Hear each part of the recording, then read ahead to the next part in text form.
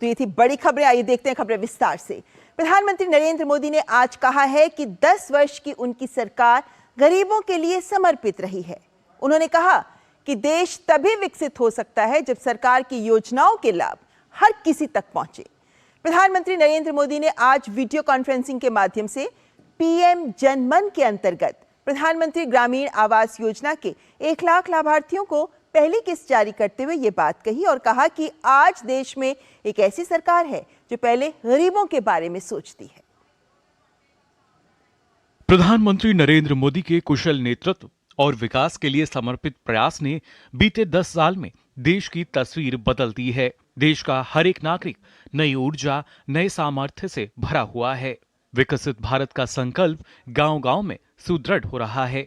जनभागीदारी का ये मिशन अनुसूचित जनजातियों के जीवन में खुशियां ला रहा है। प्रधानमंत्री ने वीडियो कॉन्फ्रेंसिंग के जरिए पीएम जनमन और केंद्र की योजनाओं की लाभार्थियों से बात की, उनके अनुभव सुने। वहीं 1 लाख लाभार्थियों को कुल 540 करोड़ रुपए की आवास की पहली किस्त की राशि जारी की। एक एक घर के लिए 2.5 लाख रुपए सरकार से मिलेंगे। बिजली का कनेक्शन मिलेगा ताकि आपके बच्चे पढ़ सके, आपके सपने पूरे हो सके। आपके नए घर में साफ पानी की व्यवस्था हो ताकि कोई बीमारी हमारे घर में ना आए। ये वो जनजातीय समूह हैं जो अभी भी जंगलों में रह रहे हैं।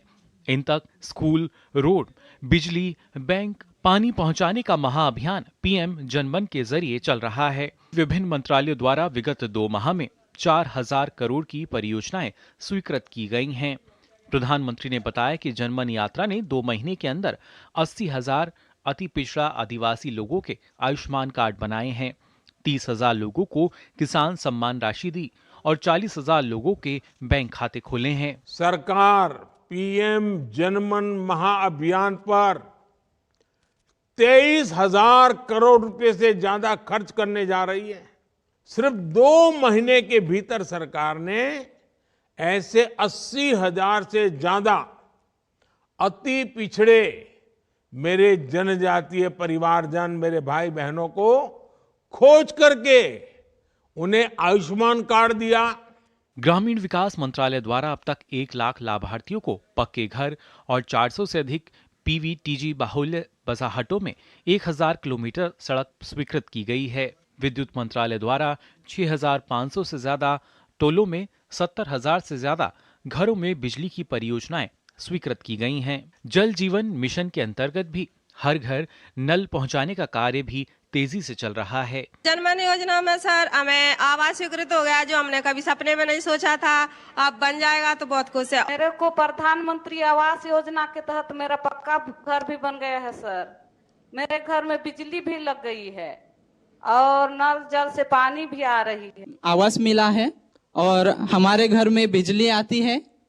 उज्ज्वला गैस मिला है सर, और पानी, पीने का पानी, नल भी हमारे घर में आया है।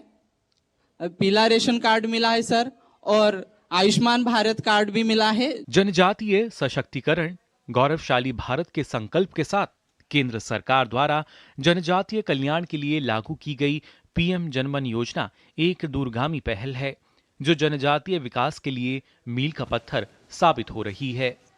Bureau report, DD news.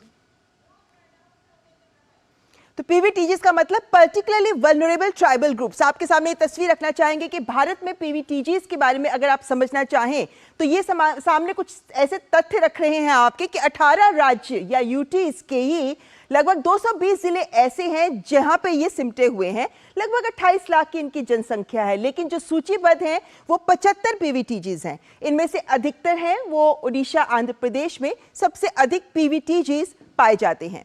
लेकिन कुछ मानक भी होते हैं जिसके आधार पर इनको पहचान की जाती है, जिनमें से एक आता है कि इनकी पहचान प्रौद्योगिकी, यानी इनके पास टेक्नोलॉजी नहीं होती है, यानी कृषि से पहले के स्तर के ये बहुत ही बेसिक टेक्नोलॉजी का इस्तेमाल करते हैं, बहुत ही साधारण से उपकरणों का इस्तेमाल करते हैं। साक्षरता इनकी बहुत निम्न स्तर की होती है। आर्थिक पिछड़ेपन की बात करें तो आर्थिक पिछड़ापन भी बहुत पिछड़े हुए होते हैं ये, और इनकी जनसंख्या भी या तो कम हो रही होती है या फिर स्थिर होती है, यानी बढ़ नहीं रही होती इनकी जनसंख्या।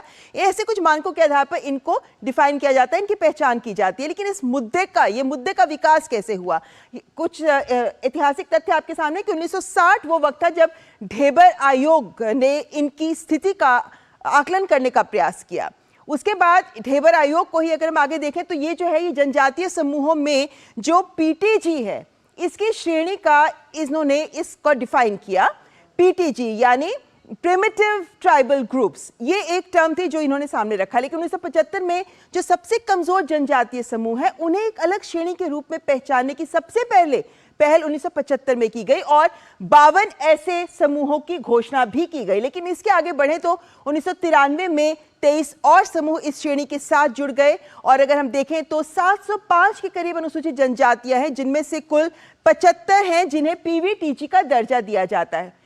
2006 वो साल था जब पीटीजी का नाम बदलकर पीवीटीजी कर दिया गया, यानी प्रिमिटिव से बदलकर उनका नाम पर्टिकुलरली वल्नरेबल ट्राइबल ग्रुप कर दिया गया।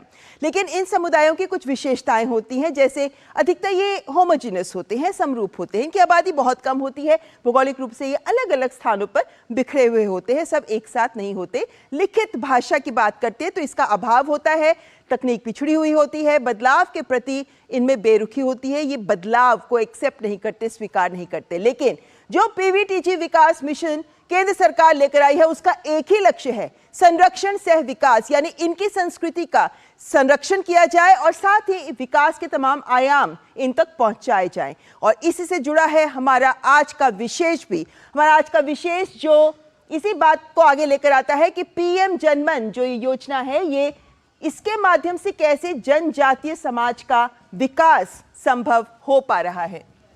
पीएम जनमन जनजातीय समाज का विकास, चर्चा के लिए हमारे साथ जुड़े हैं डॉक्टर नवलजीत कपूर जो अतिरिक्त सचिव हैं जनजातीय मामलों के मंत्रालय से। बहुत बहुत स्वागत आपका डॉक्टर कपूर। और सबसे पहले डॉक्टर कपूर, क्योंकि आज पीएम ने एक बहुत बड़ी बात सामने रखी कि जिस तरह हमने इस मिशन को लेकर काम किया है और जो बदलाव आया है, पहले इतनी तेजी से ऐसा बदलाव कभी देखा ही नहीं गया।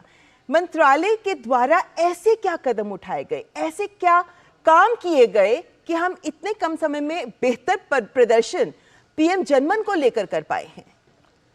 15 नवंबर 2023 को भगवान बिरसा मुंडा की शहर गुमला खुंटी से प्रधानमंत्री जी ने इस मिशन को लॉन्च किया था। तो उसमें जैसा आपने बताया कि सिर्फ अभी 2 महीने हुए हैं। इसको जब ये मिशन को प्लान किया गया था, इसमें 9 मंत्रालय मिलकर एक पीवीटीजी समूह जो 28 लाख के करीब जो जिनकी संख्या है और 18 राज्यों में, तो उनके लिए एक पूरा एक प्लान किया गया।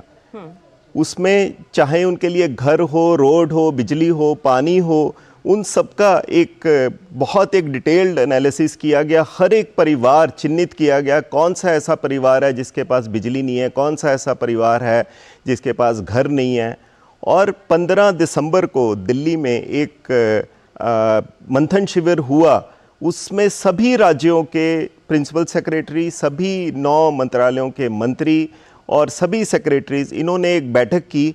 और उसके बाद 25 दिसंबर से लेके पिछले 15 दिन में हमारी टीम्स जो हैं वो लगभग 8000 कैंप्स पूरे भारत में लगाए और एक एक घर जाकर, जैसा माननीय प्रधानमंत्री जी ने बताया कि चाहे वो आधार हो, चाहे राशन हो, चाहे कास्ट सर्टिफिकेट हो, ये इतने दूरगामी क्षेत्र हैं कि यहाँ पे पहले पहुँचना नहीं पॉसिबल हो पाया था। तो स्पेशल टीम्स वहाँ पहुँची।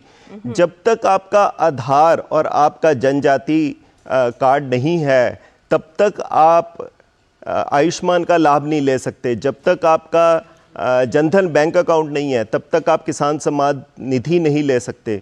तो इसलिए सबसे पहले इनका आधार, उसी के साथ जनधन बैंक अकाउंट और कास्ट सर्टिफिकेट, ये तीनों बनाए गए। फिर उनको विभिन्न योजनाओं जैसे आयुष्मान भारत का लाभार्थी बनाना है या पीएम किसान सम्मान निधि का लाभार्थी बनाना है, उसके साथ जोड़ा गया। लेकिन डॉक्टर कपूर, जैसा समझ में आ सकता है हमें भी कि ये बहुत सुदूर क्षेत्रों में, दूर दराज के जंगलों में, ऊंचे ऊंचे पहाड़ों में, सीमावर्ती क्षेत्रों में रहते हैं। प्रशासन के लिए पहले पहुंचना बहुत कठिन था, लेकिन अब प्रशासन वहां पहुंच रहा है। लेकिन वहीं हम ये भी देख रहे हैं, जैसे आपने तमाम खातों की बात की, आधार कार्ड की बात की, डिजिटल इंडिया के माध्यम से तो इन तक पहुंचना आसान है, लेकिन ये बदलाव को स्वीकार नहीं करते।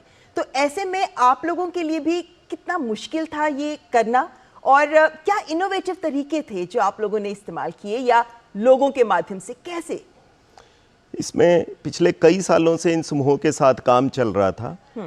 माननीय राष्ट्रपति जी ने जब पदभार संभाला तो उन्होंने मंत्रालय के ऑफिसर्स को बुलाया और कहा कि जो ये पिछली जाति के पिछड़े हुए लोग बचे हुए हैं, इनके लिए कोई स्कीम लेके आई जाए।